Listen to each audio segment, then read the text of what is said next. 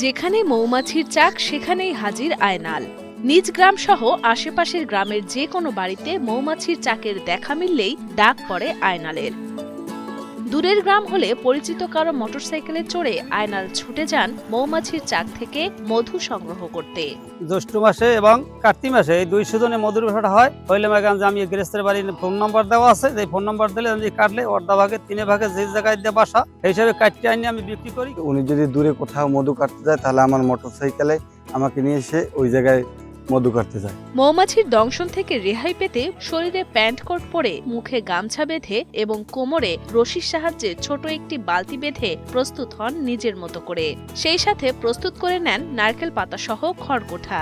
তারপর উঠে পড়েন গাছের মাথায়, আর তারপরেই মৌমাছিদের শান্ত করতে হাতে থাকা খড়কুঠায় আগুন ধরিয়ে ধোঁয়া দেন মৌমাছির চাকের আশেপাশে। সেই সুযোগে মধুর চাকটি সাবধানে কেটে গাছ থেকে নেমে পড়েন আয়নাল।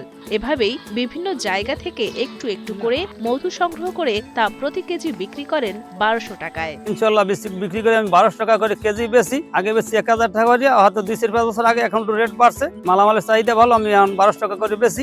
মৌচাকের মধু সঞ্চিত অংশটুকু কেটে আনার পর মৌচাক চিপে বের করা হয় প্রাকৃতিক মধু। অর্ধেক দিয়ে দেন গাছ মালিককে এবং বাকি অর্ধেকটা নেন আয়নাল নিজে।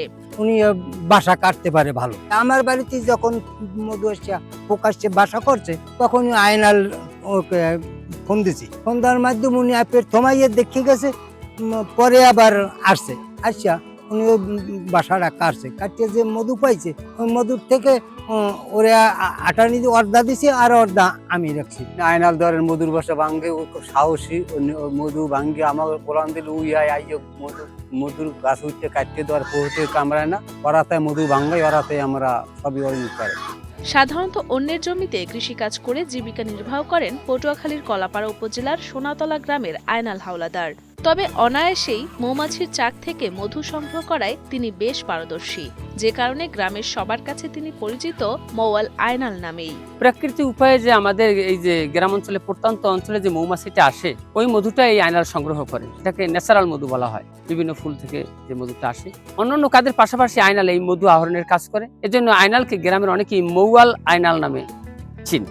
প্রতি বছর কার্তিক মাসে মধু সংগ্রহ করেন আয়নাল এবং অন্য সময় অন্যের জমিতে কৃষিকাজ করে যা উপার্জন করেন তা দিয়ে চলে আয়নালের পরিবার। কোন রকম ভেজাল ছাড়াই সকলের কাছে খাঁটি মধু পৌঁছে দেন বলে দাবি আয়নালের। কোনো ভেজাল নাই, 1 নম্বর খাঁটি আদত মধু মেগাঞ্জে নির্ভেজাল। এছাড়া আমি কোনো ভেজাল নাই। আমার মধু নিয়ে যদি ফ্রিজে থুয়ে দিলে ইনশাল্লাহ একদিন ডিবের মধ্যে থুইবেন, যদি কোনো খারাপ হয়, জাম পরে বা কোনো র ধরে, তাহলে আমার টাকা রিটার্ন আর বিশ্বাস দেওয়া, এটা আমি মেনে নেব।